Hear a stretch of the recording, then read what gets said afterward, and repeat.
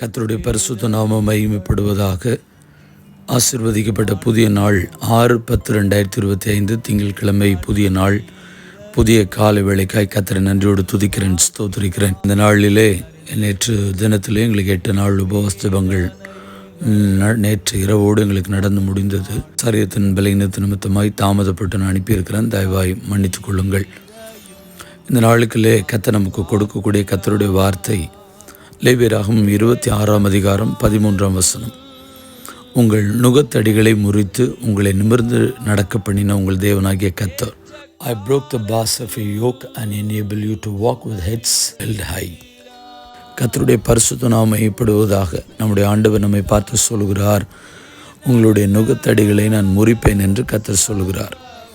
நம்முடைய வாழ்க்கையில் காணப்படுகிற நுகத்தடி, ஒருவேளை இஸ்ரவேல் ஜனங்களுடைய வாழ்க்கையிலே எகிப்து பார்வோன் என்கிறதான அடிமைத்தனத்திற்குள்ளே 430 ஆண்டுகள் அந்த ஜனங்கள் சிறைப்படுத்தப்பட்டிருந்தார்கள்.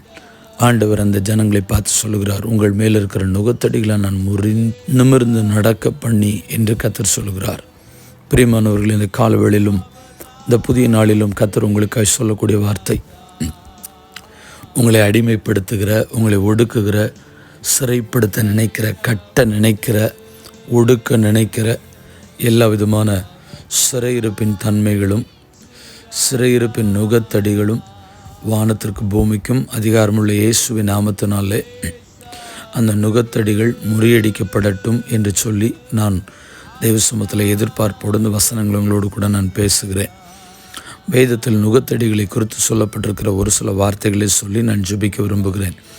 எசேக்கியேல் 34ஆம் அதிகாரம் 27ஆம் வசனம் சொல்கிறது, வெளியின் விருட்சங்கள் தங்கள் கனியை தரும், பூமி தன் பலனை கொடுக்கும், அவர்கள் தங்கள் தேசத்தில் சுகமாயிருப்பார்கள்.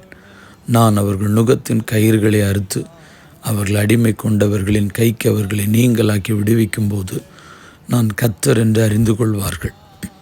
The trees of the field will yield their fruit and the ground will yield its crops. The people will be secure in the land. They will know that I am the Lord.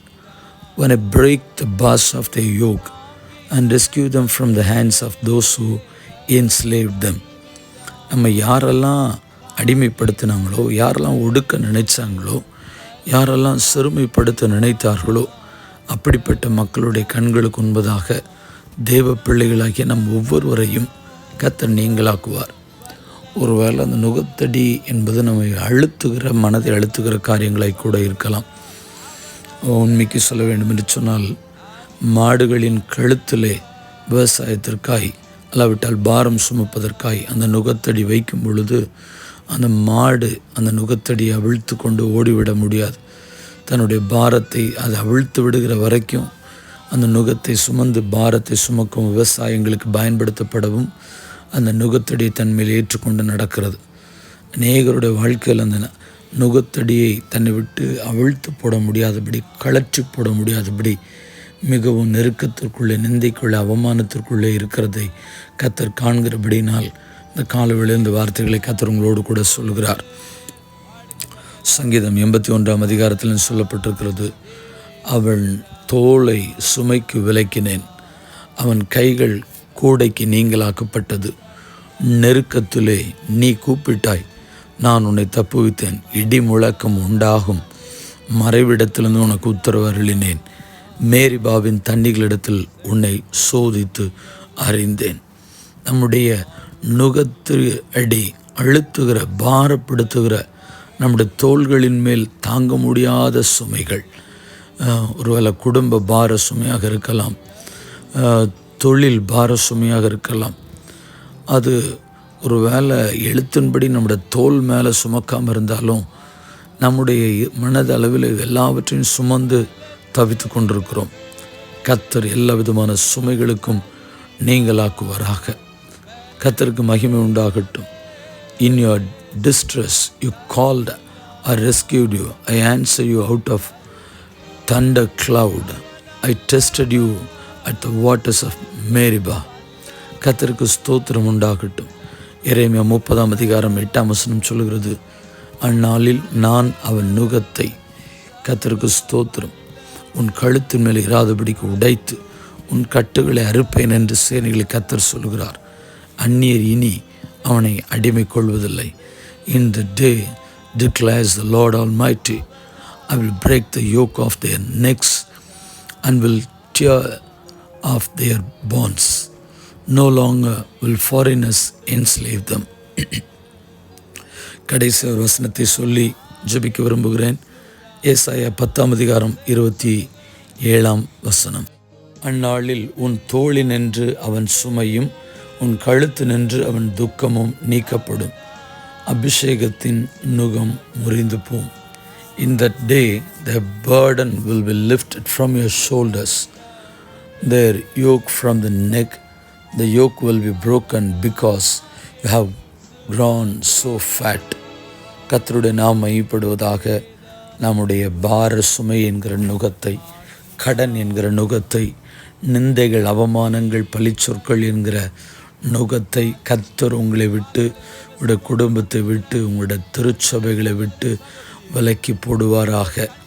இந்த கணத்திற்குரிய தேவதாசர்களுடைய வாழ்க்கையிலும் அநேக விதமான நுகத்தடிகளுக்குள்ளே இருக்கிறதை கர்த்தருக்கு ஸ்தோத்திரம் நான் அறிந்திருக்கிறேன். சிலருடைய பாரங்களை நான் கேட்டிருக்கிறேன். கர்த்தருக்கு ஸ்தோத்திரம். ஊழியம் செய்கிறோம், ஆனாலும் நம்முடைய வாழ்க்கையில் ஜனங்களால் வரக்கூடிய நுகம், அவர்கள் பேசுகிற வார்த்தைகள், காயப்படுத்துகிற வார்த்தைகள், இருதயத்தை நொறுக்குகிற வார்த்தைகள், ஒரே ஒரு காரணம், நாம் அழைக்கப்பட்டு பலிபீடத்தில் நிற்கிற ஒரே காரணத்தை நிமித்தமாய் தேவையில்லாத மனிதருடைய வார்த்தைகளை கேட்டு மனம் கலங்க வேண்டிய அப்படிப்பட்ட நுகத்தடிக்குள்ளே சிக்கி இருக்கிறதையும் கர்த்தர் அறிந்திருக்கிறார். ஒருவேளை ஆலய கட்டுமான பணிகள் நிமித்தமாய், ஆலயத்திற்கு ஜனங்கள் ஆராதிப்பதற்கு ஒரு இடம் வேண்டும் என்பது நிமித்தமாய் இடங்களை வாங்கி ஆலயத்தை கட்டு நிமித்தமாய் இருக்கிற பொருளாதார நெருக்கடி என்கிற நுகத்தையும் கர்த்தர் இன்றைக்கு மாற்றி ஒரு விடுதலை கர்த்தர் கொடுக்க நம்ம எல்லாரும் இணைந்து ஜெபிப்போம். நான் ஒருவனாக மாத்திரமல்ல, இந்த வார்த்தைகளை கேட்கிற நீங்கள் என்னோடு இணைந்து ஜெபியுங்கள். பிதாவே, இந்த கால வேளைக்காக நன்றி. நுகத்தடிகளை முறிப்பேன் என்று சொல்கிறவர், அப்படிப்பட்ட தேவன் எங்கள் நடுவில் எங்களோடு கூட இருக்கிறபடி நன்றி.